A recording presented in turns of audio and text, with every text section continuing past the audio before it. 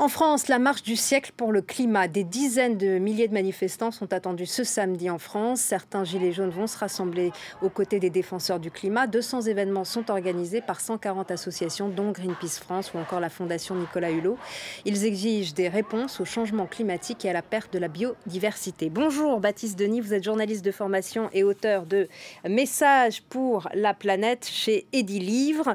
Également fondateur de 21, un think tank qui prône un modèle écologique et sociétal neuf et qui s'adresse notamment aux jeunes générations. On l'a vu, la mobilisation de la jeunesse hier, aujourd'hui c'est la mobilisation des ONG et des syndicats. On assiste à la naissance d'un mouvement mondial.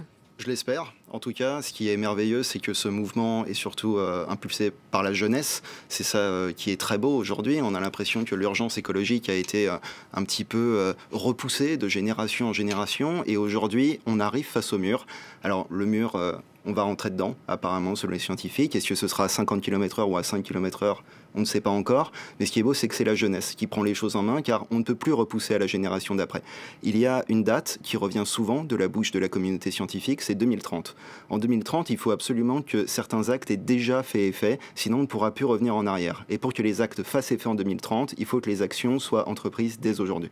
Alors, est-ce que vous pensez que ce mouvement peut amener les gouvernements, notamment français, à prendre des décisions politiques importante pour lutter contre le réchauffement climatique? C'est ce qu'il faut. En tout cas, je pense que la première conséquence de ce mouvement, ça doit être d'abord l'écoute du gouvernement. Le gouvernement français, tous les gouvernements européens et mondiaux.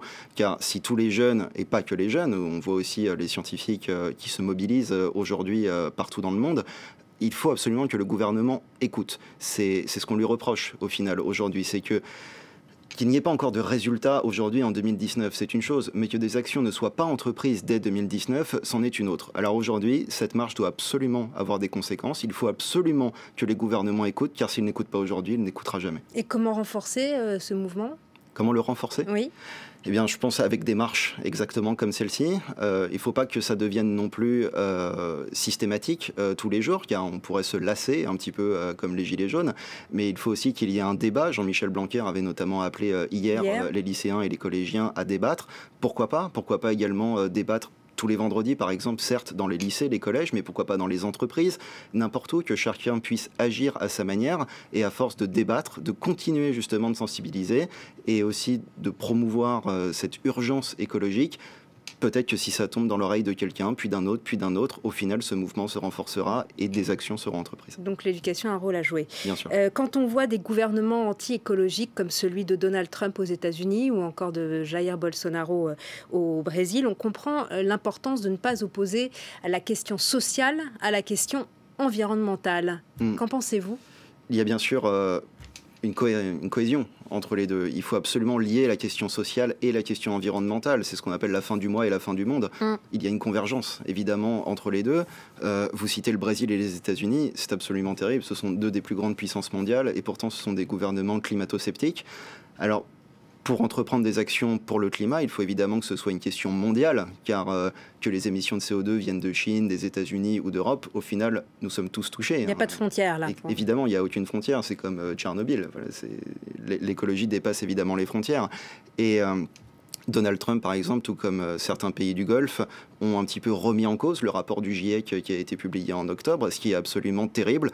Donc si on ne peut pas agir ensemble mondialement, peut-être pouvons le faire à l'échelle européenne. Et d'ailleurs, le climatologue Jean Jouzel que vous avez rencontré se dit très attaché à la justice climatique et dit que pour lui, la première conséquence de cette catastrophe écologique annoncée est l'accroissement des inégalités, justement. Exactement. Et les événements annoncés sur le plan climatique ne devraient que renforcer ce mouvement ?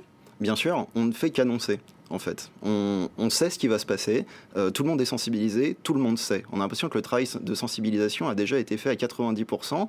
On n'a quasiment plus rien à dire. On sait que les émissions de CO2 sont en train d'augmenter, on sait que les élevages représentent 14,5% de ces émissions, donc il faudrait mieux manger moins de viande, qu'il ne faut pas utiliser sa voiture. Toutes ces choses-là, on les rabâche, mais on le sait. Maintenant, ce qu'il faut derrière, c'est des actes forts pour justement réduire. Mais ça passe par un cruel manque d'ambition, je pense. Et il sera peut-être déjà trop tard, en partie. Mais quelque part, il l'est déjà. Par exemple, si on respecte les accords de la COP21, qui sont censés limiter le réchauffement climatique à 1,5 degré, on n'arrivera même pas à 1,5 degré. On sera plutôt à 2 ou 3%. Cette ambition, elle est nécessaire, vraiment.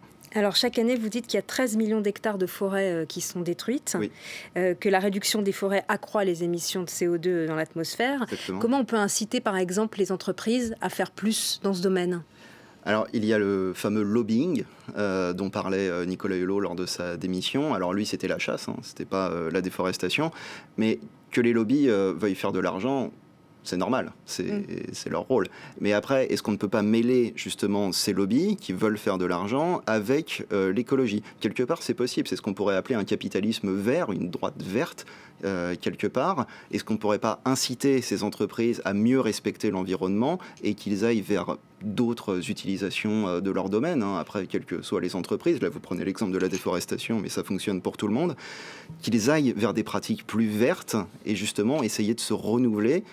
Ils feront leur argent ce qu'ils veulent, tant que c'est bon pour la planète. Bon, Nicolas Hulot, il disait que c'était antagoniste quand même, le capitalisme vert. Mais bon, merci beaucoup Baptiste Merci Denis d'être venu. Merci à vous et c'est la fin de ce journal. Merci à la régie et à Joël Choulet, à la chef d'édition Myriam Matinraz, à Didier Mesgar, à Mélissa Calédjan, à Arthur Even et à Nicolas Rushworth. L'information continue sur France 24 en français, en anglais, en arabe et en espagnol. Merci à vous tous.